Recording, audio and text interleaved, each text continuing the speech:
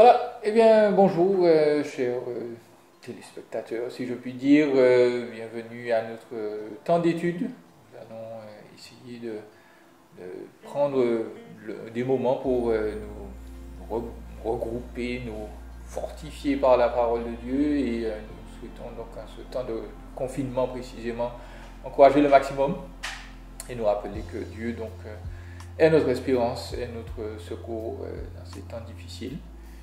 On va examiner quelques passages de l'Écriture ensemble dans les semaines à venir et nous allons justement prier dans quelques secondes que cela puisse nous faire du bien et nous renouveler.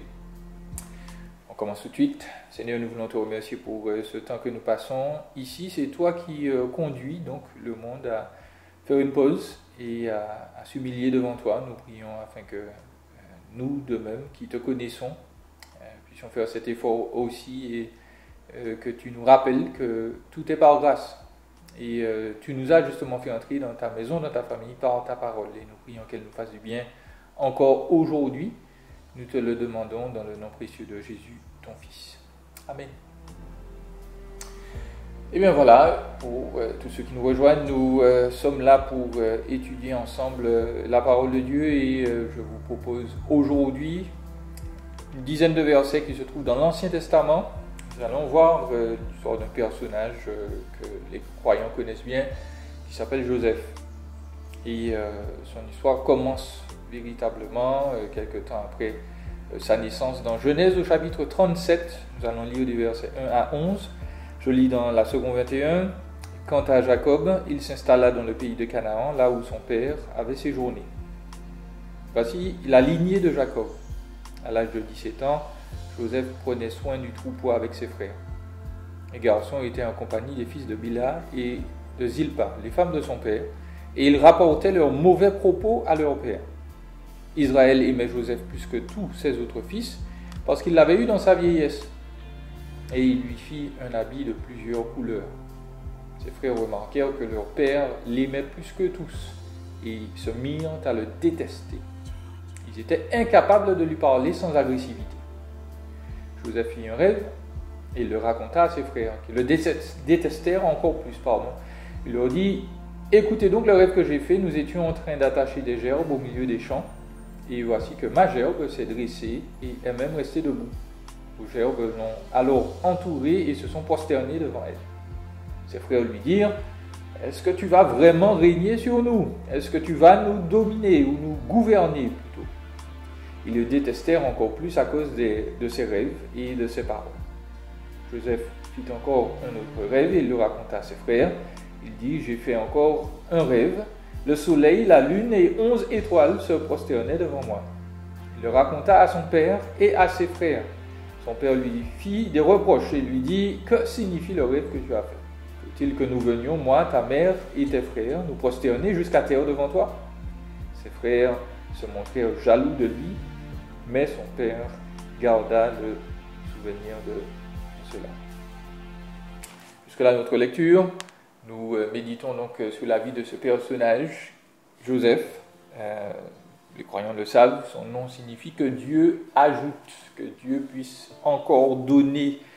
C'était le souhait de sa mère qu'il a eu tardivement et qui souhaitait avoir des enfants depuis bien longtemps et Dieu l'a finalement exaucé. Elle a eu d'ailleurs un autre fils après Joseph qui s'appelait Benjamin, qui est né et hélas, pendant l'accouchement du frère de Joseph, leur mère, donc Rachel, est décédée. Voilà-t-il pas, donc l'enfant grandit tout de même et le texte nous amène à lui et son histoire commence avec cette petite note-là au verset 2. On nous dit que Jacob s'est installé dans le pays de Canaan et surtout on nous dit voici la lignée de Jacob, la génération de Jacob. Alors on peut se demander qu'est-ce que ça fait là, si c'est l'histoire de Joseph, pourquoi on nous parle de Jacob? Eh bien précisément parce que Joseph, sa vie est intimement liée avec son père d'une manière très spéciale et nous allons voir que toute l'histoire de Joseph précisément démontre comment Dieu reste fidèle à Jacob, aux promesses qu'il lui a faites et comment, donc, quand les choses vont de mal en pis, eh bien Dieu peut toujours sauver, parce que c'est ce qu'il a choisi de faire. Il ne ment pas, il a fait des promesses certaines et vraies, et Dieu ne change pas d'avis, quelles que soient les circonstances. Il est capable de sauver, il est capable, c'est l'une des clés principales d'interprétation de ce texte, de changer le mal en bien. Et donc, Dieu, par l'intermédiaire de Jacob, a choisi donc de sauver, de rédimer, de racheter un peuple qui lui fait confiance à travers une famille en particulier, qui est donc la famille d'Abraham, Abraham, Isaac, Jacob en particulier. Nous allons revenir sur ces aspects au fur et à mesure de l'histoire de Joseph. Mais voilà, nous allons ensemble faire un petit portrait de sa famille avant de nous plonger dans le récit. La famille de Joseph, elle est assez particulière, puisque donc son père s'appelle Jacob. Son nom veut dire trompeur, le filou, l'escroc, littéralement, c'est ce que ça veut dire. Hein. Jacob, c'est celui qui se débrouille, qui est là, qui entourloupe, qui trompe ses victimes. Nous pouvons le lire plus tôt dans la Genèse, il a volé le droit d'aînesse de son frère, Ésaü, donc c'était des jumeaux, mais Ésaü étant né avant, normalement il devait recevoir une double portion de l'héritage, et grâce aux manigances de sa mère, Jacob a pu hériter de la part qui revenait à son frère. Donc dès le départ, il est caractérisé par la tromperie, la ruse. C'est quelqu'un qui connaît Dieu de manière très superficielle, parce que justement à cause de ses manigances, il est obligé de quitter toute sa famille et il fait un deal avec Dieu, entre guillemets. Il dit, bon ben Seigneur, si tu me ramènes ici, je vais vraiment te servir. Bon, entre nous, Dieu a exaucé cette promesse-là, il l'a effectivement ramené en Canaan, mais on s'aperçoit que même quand il revient, Jacob, il est toujours borderline, comme disent les jeunes, il est toujours en train de filouter un peu, et cela se reflète dans une grande partie de sa vie, et il va recevoir une bonne leçon à une époque, puisque précisément à filou et demi, lorsqu'il va vouloir se marier, son beau-père Laban, le frère de sa mère, le trompe, puisque Jacob tombe amoureux de Rachel, et ne voilà-t-il pas que dans le pays où vivait Rachel, puisque c'est un pays différent de Canaan, il n'était pas permis d'épouser la plus jeune, puisque Rachel était plus jeune, il n'était pas permis d'épouser la plus jeune avant l'aînée. Donc Laban a décidé de donner à Jacob sa première fille, Léa. Léa, c'est un nom qui n'est pas forcément flatteur dans ces cultures-là, c'est un beau nom, c'est génisse, c'est vache littéralement, et puis Rachel parle d'être un agneau.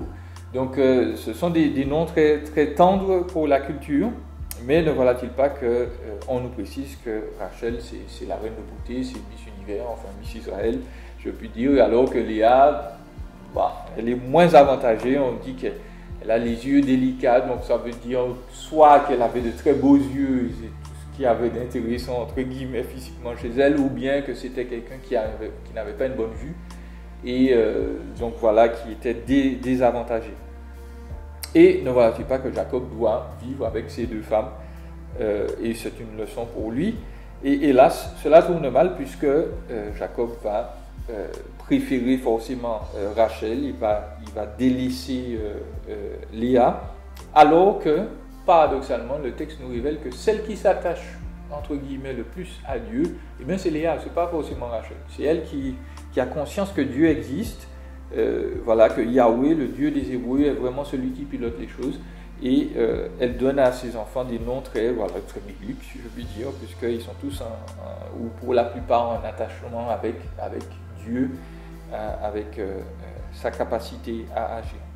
Donc, la famille de Jacob est déjà compliquée parce qu'il y a cette rivalité entre les deux femmes, et puis s'ajoute à cette rivalité la notion donc il faut des enfants, et Léa se voyant délaissée, elle donne sa servante, c'était une coutume de l'époque, Bilha me semble-t-il, à Jacob pour qu'il ait encore des enfants, pour qu'il s'attache à elle, ne serait-ce qu'à distance. Et ne voilà-t-il pas que cette famille s'étend finalement aux 12 enfants que Jacob aura. Et forcément, dans ce méli-mélo, les choses ne vont pas bien, puisque forcément Rachel fait la même chose, il y a compétition entre épouses. Jacob se retrouve avec 4 femmes, avec 12 enfants, et cette famille, donc, contrairement à ce qu'on pourrait penser, c'est l'une des choses qu'il faut bien préciser, nous avons souvent une espèce d'aura, de halo religieux qui entoure les familles bibliques et qui nous empêche de voir leurs problèmes. L'Écriture nous dit que la famille de Jacob, c'est une famille dysfonctionnelle, c'est une famille bancale.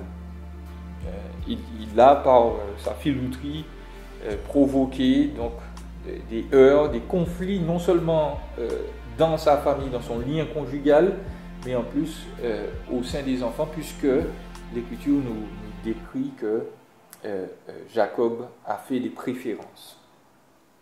Donc, la famille de Joseph, la famille de Jacob, c'est une famille bancale, c'est une famille difficile, c'est une famille qui, en dépit du fait qu'elle connaît Dieu sur le papier, ne vit pas forcément au jour le jour cette connaissance divine.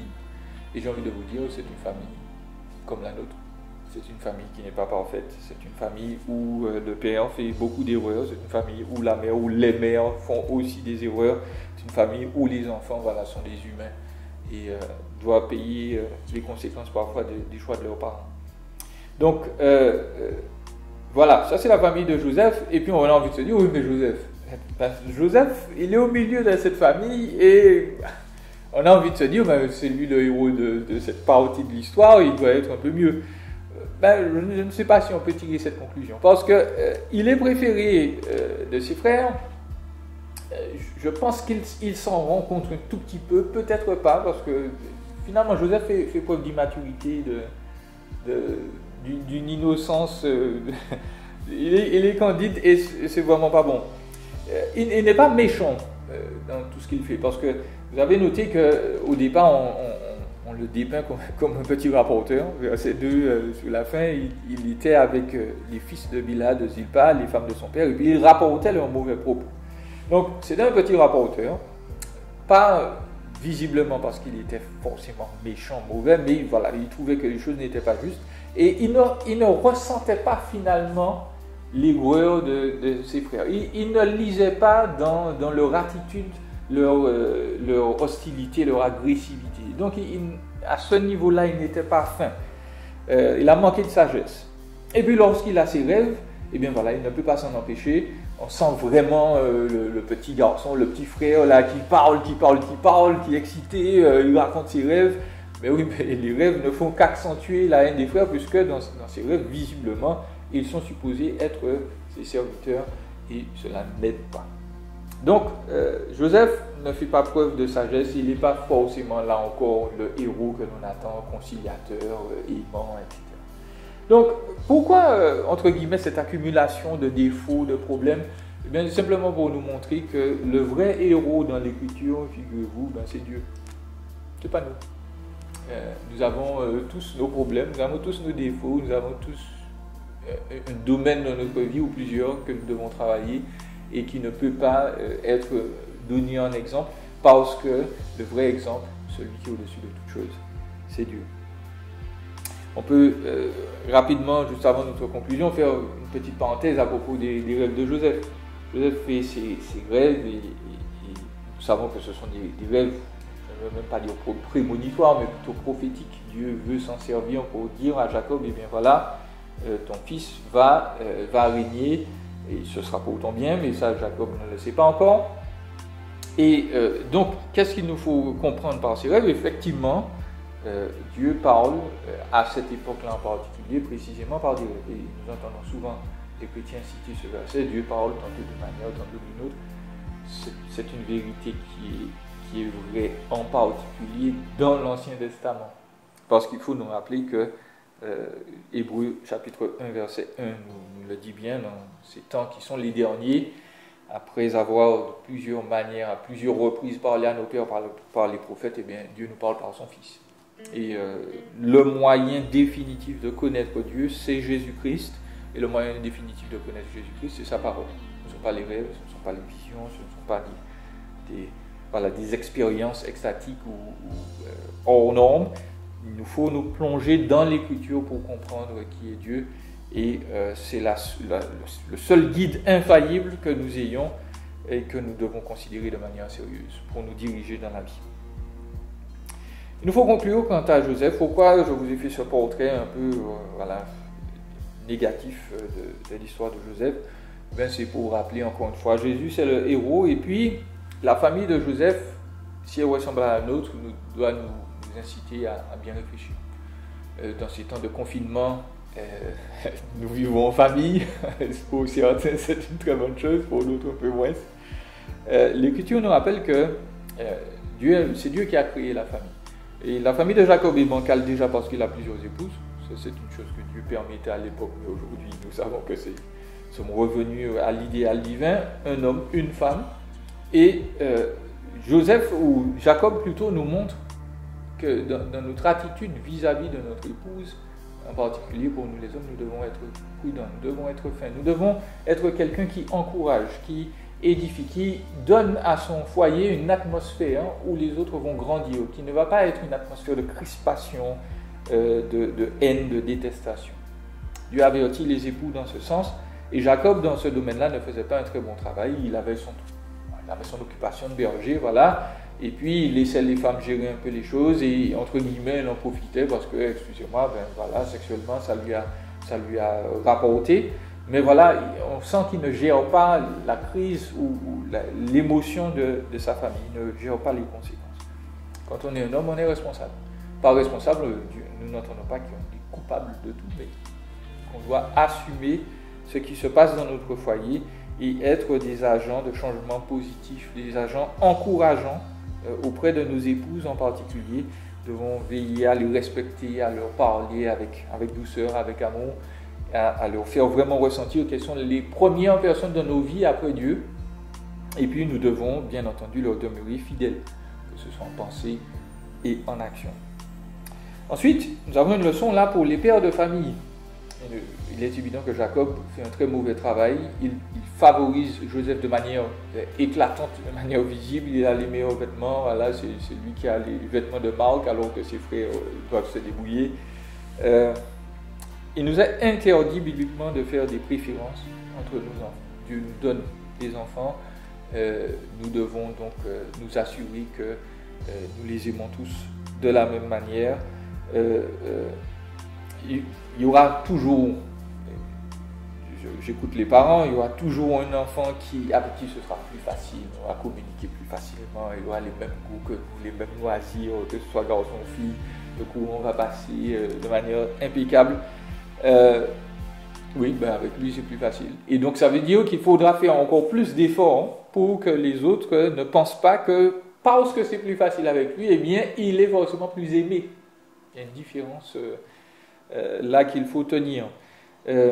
Donc, les facilités avec les enfants, c'est bien, mais nous devons veiller à ce que si nous avons plusieurs enfants, nous leur faisions bien ressentir qu'ils sont différents, ils sont tous un don de Dieu, puisque c'est ce que l'Écriture nous dit, hein, c'est Dieu qui fait don des enfants, et tous sont particuliers, ils sont des créatures merveilleuses, tout un chacun. Ils ont des capacités différentes, ils ont des goûts différents. Et en tant que parents, donc, nous devons faire l'effort de les aider à cultiver donc, ces capacités, à se développer en tant qu'individu. Donc souvent, on cite Proverbe 22, verset 16 ou 6, me semble-t-il, où on dit « Éduque l'enfant selon la voie qu'il doit suivre, il ne s'en détournera pas ». Je veux rappeler que le proverbe veut surtout dire éduque l'enfant selon, littéralement, c'est ce qui est écrit, selon sa voie en hébreu.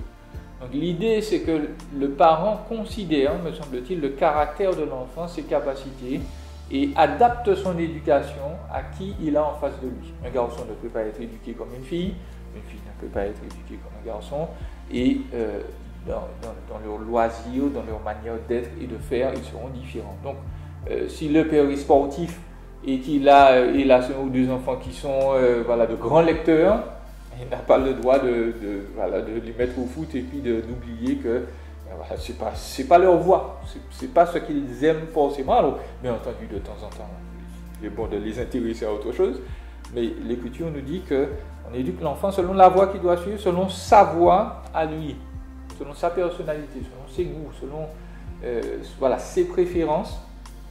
On essaye de l'aider à développer ses capacités pour qu'il puisse devenir un individu mature et responsable, raisonnable devant Dieu. Et puis surtout, on leur donne envie de servir Dieu par notre attitude, par tout ce que nous allons leur démontrer qui Dieu est. Donc même si on a des jumeaux, eh bien paradoxalement les jumeaux ne sont pas identiques, ils sont différents, ils ont des caractères différents, ils doivent être traités en tant que tels.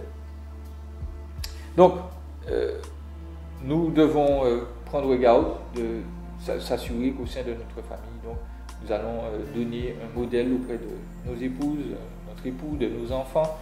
Et puis, nous devons parler aux enfants aussi. Les frères de Joseph l'ont détesté, ils ont eu cette préférence et on peut comprendre les circonstances. On peut comprendre que voilà, on voit que le papa ou maman, à chaque fois, ils sont avec un tel, une telle, ils nous délaissent un peu. Cela, parfois, est dur à vivre, même quand on est plus âgé. Et l'Écriture nous avertit là déjà. L'attitude des frères de Joseph était extrêmement grave parce que de ce ressentiment a surgi la haine, la colère. Et avec la haine est venue l'envie de meurtre. C'est exactement ce qui provoque, entre guillemets, la séparation de Joseph avec sa famille. Une colère, une jalousie mal gérée peut devenir criminelle. Simplement parce qu'on n'a pas su gérer son émotion. Et notons bien que les frères, au lieu de discuter avec leur père et de lui en parler lui, ils reportent leur haine et leur envie de destruction sur leur frère, qui lui, entre guillemets, subit. Et je le répète, le texte ne nous laisse pas envisager que Joseph était quelqu'un de foncièrement méchant et qui cherchait donc à humilier ses frères. Donc, entre frères, entre sœurs, nous devons réaliser le privilège que c'est. Nous sommes nés dans cette famille-là précisément. Dieu n'a pas fait d'erreur. Et si nous avons des frères et des sœurs qui sont préférés ou que nous n'aimons pas particulièrement, cela se fait, cela existe, eh bien nous devons prendre l'habitude de nous dire, premièrement, s'ils sont préférés, les coupables, entre guillemets, sont les parents, ne sont pas les enfants. Donc nous avons le droit de faire remarquer qu'il y a sans doute des préférences et que cela n'est pas normal. Et puis, même si d'ailleurs nous ne sommes pas entendus, l'exemple de la famille de Joseph est très important. Pourquoi? Parce que Joseph, qui n'est pas aimé par ses frères, les chrétiens connaissent l'histoire, devient finalement l'élément de salut pour ses frères. Ce frère, vous êtes sûr que vous détestez à l'heure actuelle, peut-être, peut être la personne qui va vous sauver la vie, qui va vous tirer d'affaire plus tard. Donc, Dieu nous dit de faire attention, de gérer nos sentiments correctement, de nous adresser à la bonne personne. Vraiment de nous adresser à nos parents, et puis de s'adresser à lui. Parce que c'est Dieu qui permet ce genre de situation. Toute l'histoire de Joseph est là pour nous dire que Dieu supervise les temps faciles, les temps difficiles. Et Dieu peut nous placer au sein d'une famille, entre guillemets, conflictuelle, difficile, pour nous rappeler que lui, il est capable de se glorifier, quelles que soient nos circonstances, quel que soit le milieu dans lequel nous avons grandi. Peut-être que certains ont vécu dans un milieu encore pire que celui-ci, donc un milieu abusif, avec des parents qui les ont rejetés, qui les ont fait mal physiquement, émotionnellement. Dieu nous dit, je suis capable de changer le mal en bien, je domine sur ça, et ces personnes-là, ces membres de ta famille, même si donc, ils t'ont fait du mal, eh bien, moi, je suis capable de changer ce mal-là en bien parce que je supervise, je veille sur toutes choses. Je voudrais terminer en nous mentionnant donc toujours l'élément central de cette histoire. L'histoire de Joseph nous dit que voilà, Dieu aussi veut se constituer une famille. Et la famille de Dieu, paradoxalement, est parfaite parce que Jésus est mort pour elle. Il l'a sanctifiée, il l'a rendue belle par son sacrifice. Et ce que nous pouvons voir de la famille de Dieu, eh bien, n'est qu'une partie, n'est qu'une ébauche de ce qui est vraiment. Et donc, nous devons prendre le temps, avec nos frères et sœurs, être patients, prier, aller auprès de notre Père, justement, lorsque nous avons des difficultés avec eux, s'adresser au Père directement, s'épancher auprès du Père, lui dire vraiment, Seigneur, je ne comprends pas l'attitude de mes frères, de mes sœurs, je ne suis pas, il faut que tu m'expliques. Et au fur et à mesure, à force de s'épancher, à force de lui parler, à force de lui dire finalement notre mal-être ou notre malaise, nos difficultés, eh bien Dieu va déjà permettre que nous soyons plus en paix et puis nous rappeler que précisément nous faisons partie des petits frères, des petites sœurs de Jésus-Christ. Et lui, il sait ce que c'est que d'être une personne donc qui n'est pas d'avoir un frère, d'avoir une sœur qui n'est pas parfaite. Et lui, il le sait au point de mourir pour nous. Jésus n'a pas considéré cette affaire familiale comme quelque chose de cavalier, de léger, mais c'est lui qui est venu et qui s'est sacrifié pour nous. Donc je voudrais encourager tous ceux qui sont là, qui sont en famille, peut-être qu'il y a des choses à régler, peut-être que Dieu permet avec ce moment de coronavirus de nous mettre tous ensemble et puis d'essayer de gérer les choses. Il veut nous rappeler qu'il est toujours au contrôle et que quoi qu'il arrive, eh bien, il est capable de changer le mal en bien. Voilà, j'espère que cela vous aura fait du bien. Nous allons prier pour conclure. Seigneur, merci pour ta parole, elle est la vérité et nous croyons qu'à travers tout ce que tu nous as laissé, selon ce que tu nous dis précisément, eh bien, c'est un moyen pour nous d'être corrigés, de grandir, d'être fortifiés, d'être modelés selon ton image, l'image de ton Fils. Alors Seigneur, nous prions que ces mots, ce temps que nous avons passé autour de ta parole nous fassent du bien, nous renouvellent et nous éclairent, et qu'ils puissent, Seigneur, même dans ces temps de confinement, nous rapprocher de toi. Nous te demandons cela dans le beau et précieux nom de Jésus, ton Fils. Amen.